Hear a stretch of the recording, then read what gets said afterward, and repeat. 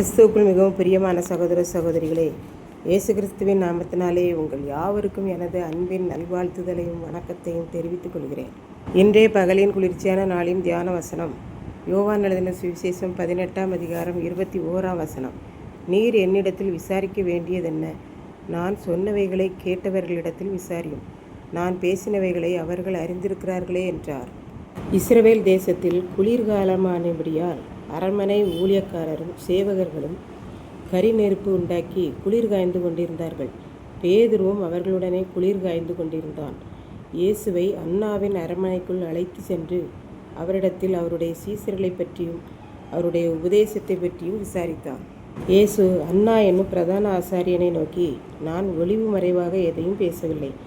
இந்த உலகத்தில் நான் எல்லாவற்றையும் வெளியரங்கமாகவே பேசியிருக்கிறேன். ஜெப ஆலயங்களிலேயும் யூதர்கள் எல்லாரும் கூடி வருகிற இடமாகிய தேவாலயங்களிலேயும் நாம் எப்போதும் உபதேசம் பண்ணியிருக்கிறேன். எதையும் மறைவாக நான் பேசவில்லை. ஒரு தனி நபரை குறித்து கூட நான் பேசியதில்லை என்றார். பின்பு இயேசு, நீர் என்னிடத்தில் விசாரிப்பதை விட என் உபதேசத்தை கேட்ட மக்களிடத்தில் விசாரியும். நான் பேசின எல்லாவற்றையும் மக்கள் அறிவார்கள் என்றார். இப்படி அவர் பிரதியுத்தரம் சொன்னபோது, சேவகர்களில் ஒருவன் பிரதான ஆசாரியனுக்கு இப்படியா பதில் சொல்வது என்று அவரை கன்னத்தில் ஒரு அடி அடித்தான். அதற்கு இயேசு, நான் தகாத விதமாய் பேசினால் என்னை அடி. நான் தகுதியாய் பேசினேனே ஆகில் என்னை நீ ஏன் அடிக்கிறாய் என்று அவனிடத்தில் கேட்டார். பின்பு அன்னா என்னும் பிரதான ஆசாரியன் இயேசுவை கட்டுண்டவராகவே தன்னுடைய மருமகனான காய்பாவினிடத்தில் அனுப்பினான். இயேசு தேவாலயங்களிலேயும் உலகத்துக்குள்ளேயும் உபதேசம் பண்ணினார். அற்புதங்களை செய்தார். அநேக வியாதிகளை குணமாக்கினார். பசியாயிருந்தவர்களை வெறுமையாய் அனுப்பிவிடவில்லை. அப்படியெல்லாம் செய்திருந்தோம். அது எல்லாமே பிரதான ஆசாரியர்கள், பரிசேயர்கள், மூப்பர்கள், யூதர்கள் எல்லாருக்கும் தெரிந்திருந்தும் மக்களிடம் அவன் என்ன தவறு செய்தான் என்று விசாரியாமல் இயேசுவை பிடித்து கட்டி போட்டு அவரிடத்திலேயே விசாரிக்கிறார்கள். சட்டத்துக்கு புறம்பானவைகளை செய்கிறார்கள் என்று நாம் பார்க்கின்றோம். இப்படித்தான் வட இந்தியாவில் தமிழ்நாட்டிலிருந்து ஊழியம் செய்ய சென்ற மிஷினரி ஒருவர் இருந்தார். அவர் அங்கே மலைவாழ் மக்களிடம் சென்று ஊழியம் செய்தார். அவர்களுடைய மொழிகளை கற்று அவர்களோடு பேசி பழகி மெதுவாக இயேசுவை பற்றி கூறி அநேக ஆத்துமாக்களை அறுவடை செய்தார். ஒரு நாள் அவர் ஒரு சிறிய இடத்தில் கூடி வந்த மக்களுக்கு இயேசுவை பற்றி கூறிக்கொண்டிருந்தார். அப்பொழுது சில நபர் அந்த ஊர் நாட்டாமையை கூட்டிக் கொண்டு வந்து அந்த மிஷினரியை பார்த்து அடித்து கையையும் காலையும் கட்டிக்கொண்டு காவல் நிலையத்தில் ஒப்படைத்து, இந்த மனிதர்களுக்கு தவறான உபதேசம் பண்ணி மக்களை எல்லாம் திசை திருப்பி கெட்டவர்களாக்குகிறான் என்று கூறினார்கள். காவலர்கள் மிஷினரியிடம் விசாரணை நடத்தினார்கள். அப்பொழுது காவல் நிலையத்திற்குள்ளே ஒருவர் கிறிஸ்துவை ஏற்றுக்கொண்டவர் காவலராக இருந்தார்.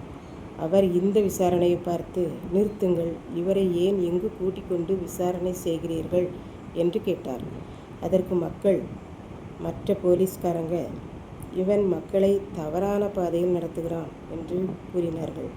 அதற்கு அந்த காவலர் மற்ற காவலர்களிடம், ஐயா, நான் சொல்வதை கேளுங்கள். எல்லாரிடத்திலும் அன்பாயிருங்கள், பெரியவர்களுக்கெல்லாம் கீழ்ப்படியுங்கள் என்று கூறுவதா தவறான பாதையில் நடத்துவது? இவர் இப்படி கூறுவதை கேட்டுதான் நானே மனந்திரும்பி நல்ல காவலராக இருக்கிறேன். இவரை விசாரிப்பதை நிறுத்துங்கள் என்று கூறினார். இதை கேட்டுக்கொண்டிருக்கும் எனக்கன்பானவர்களே, இன்றைக்கு நம்மையும் மக்கள் இவ்வாறு கூறுகிறார்களா? நாம் அதை குறித்து கவலைப்படுகிறோமா என்பதை சிந்தித்து பார்ப்போம். இயேசுவையே பொறாமையினால் பிடித்து கட்டி போட்டு கேள்வி மேல் கேட்டு விசாரணை செய்கிற இந்த உலகம் நம்மை விடுமா என்ன? ஆகவே நாம் ஆண்டவரை மட்டும் நம்பி விசுவாசித்து ஊழியத்தை நிறைவேற்றுவோம். இந்த உலகம் நம்மை என்ன வேண்டுமானாலும் சொல்லட்டும், விசாரிக்கட்டும், எல்லாம் அவர் முன்னால் ஒன்றுமில்லாமல் போகும் என்பதாக நாம் கற்றுக்கொள்கிறோம். மக்களின் வேண்டாத விசாரணைகளுக்கெல்லாம் நாம் பயப்படாமல் ஆண்டவருடைய விசாரணைக்கு, ஆண்டவருடைய கேள்விகளுக்கு நாம் பயப்படுவோம். கர்த்தர் தாமே இந்த வார்த்தைகளை ஆசீர்வதிப்பாராக. ஆமென். ஜெபம். அன்பின் ஆண்டவரே, இந்த அருமையான நல்ல நாளுக்காக நன்றியோடு ஸ்தோத்திரிக்கிறேன்.